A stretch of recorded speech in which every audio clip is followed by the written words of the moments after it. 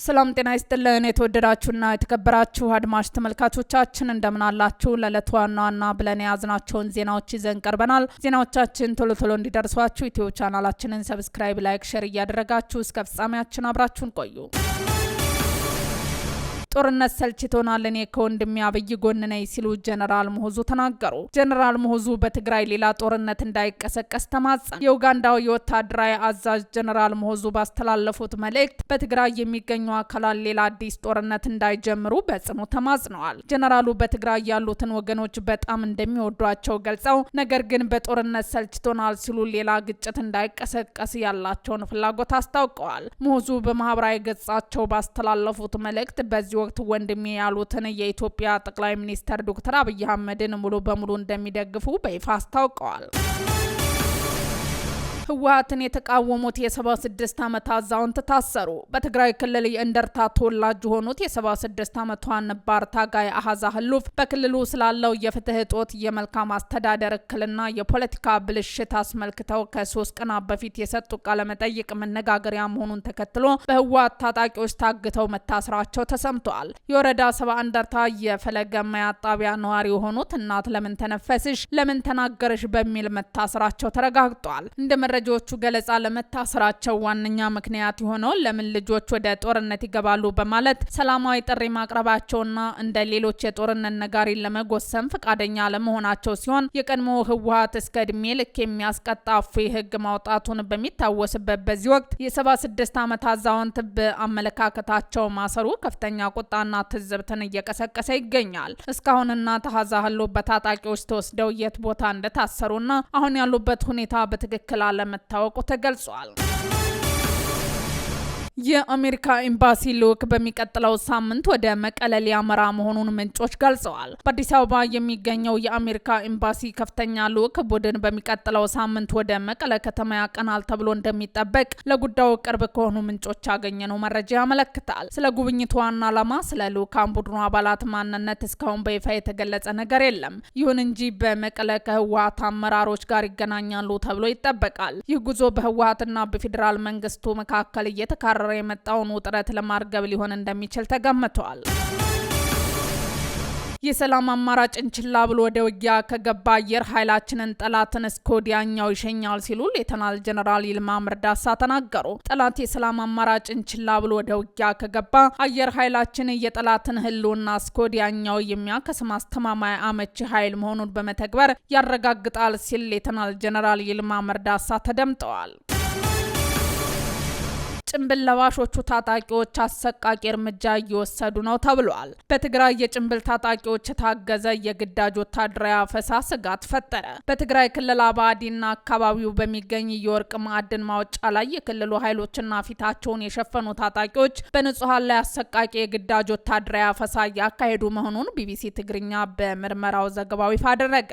ግንቦት 17 ቀን 2018 ዓ.ም ከ700 በላይ ወጣቶችና የዕለት ጉልበተኛ ሰራተኞች ከስራ ገበታቸው ላይ በድብደባና በኃይል ታፍሰው ልብስና ስልካቸውን እንኳን ሳይዙ በማይቀንጣል ወደሚገኝ ወታደራዊ ማሰልጠኛ መወሰዳቸውን ተጎጂዎችና ቤተሰቦቻቸው ገልጸዋል። የትግራይ ኃይሎች ምክትል አዛዥ ኮሎኔል ዘልዑል ማቴዎስ በአካባቢው የማዕድን ወረራ ለመበተን እርምጃ ወስደናል በማለት በድርጊቱ ያመኑ ቢሆንም ወጣቶች ወደ ወታደራዊ ማሰልጠኛ ስለመወሰዳቸው ግን የሚያውቁን ነገር እንደሌለ ተናግረዋል።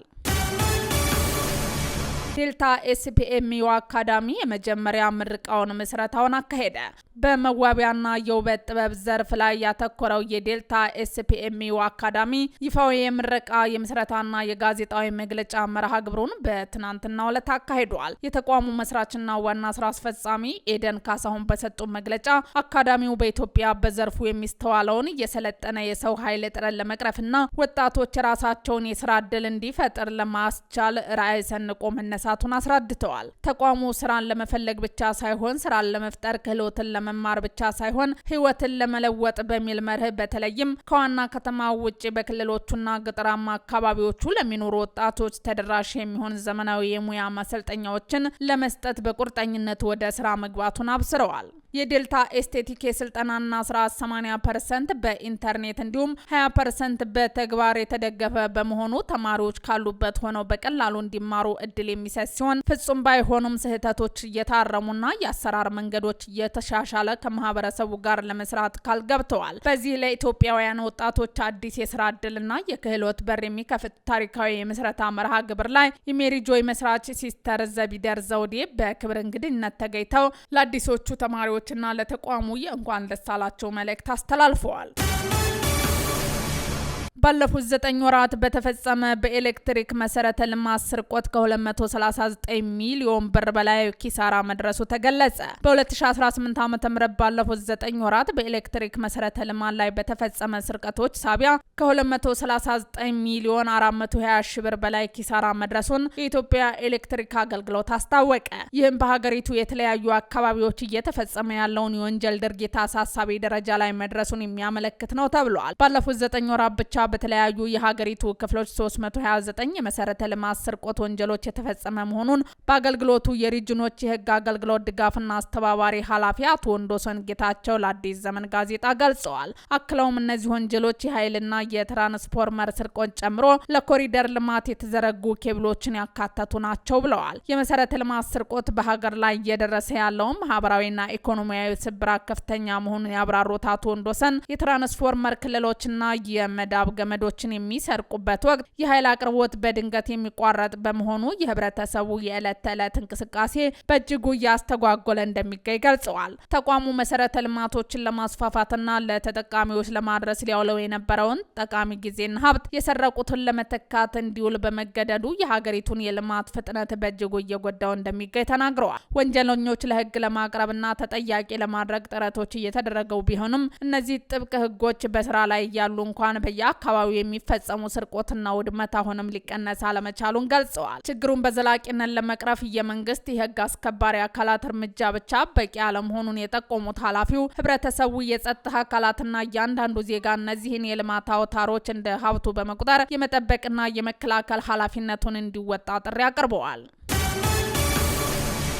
ጊፍት ሪል ስቴት በለገሃር መንደር ባዘጋጀው ልዩ የቤት ሽያጭ ኤክስፖ አዳዲስ ፕሮጀክቶችን አስተዋወቀ። ጊፍት ሪል ስቴት የፌዴራልና የአዲስ አበባ ከተማ ከፍተኛ የመንግስት የስራ ኃላፊዎች እንዲሁም ጥሪ የተደረገላቸው የክብር እንግዶች በሚገኙበት በጊፍት ለገሃር መንደር አዳዲስ ፕሮጀክቶችን በይፋ አስተዋውቋል። ሪል ስቴቱ በኤክስፖ ላይ ያቀረባቸው ዋና ዋና ልዩ አማራጮች የ2% ቅድሚያ ክፍያ፣ ሙሉ ክፍያ ሳይጠበቅቦት የሚፈልጉትን ቤት በ2% ብቻ ማስተላለፍ የሚያስችል እስከ 45% የሚደርስ የባንክ ብድር አመቻችቷል። ታላቅ የዋጋ ቅናሽ እንደ ግንባታው ሂደት እስከ 18% የሚደርስ ቅናሽ እንዲሁም በአንድ ጊዜ ሙሉ ክፍያ ለሚፈጽሙ ደንበኞች ከ8% እስከ 18% ቅናሽ ተጨማሪ የዋጋ ንረት መከላከያ ዋስትና ጋር ፈጣን ባለቤት 95% ለደረሱ ሳይቶች በ25% ቅድመ ክፍያ ብቻ የቤት ባለቤት የመሆን እድል ድርጅቱ ባለፉት 25 ዓመታት ባካበተው ታማኝነት በአዲስ አበባ በመሃል የገነባቸው ዘመናዊ ቪላዎች፣ አፓርትመንቶችና የንግድ ሱቆች አቅርቧል። ድርጅቱ ዘመናዊ የመኖሪያ ቪላዎችን፣ አፓርትመንቶችንና የንግድ ቤቶችን በተለያዩ የአዲስ አበባ መሃል ቦታዎች ለምሳሌ ቦሌ መድኃኔዓለም 22 ማዞሪያ፣ ሲኤምሲ፣ አትላስና ለገሃር ላይ እየገነባና እያስረከበ መሆኑን ገልጸዋል።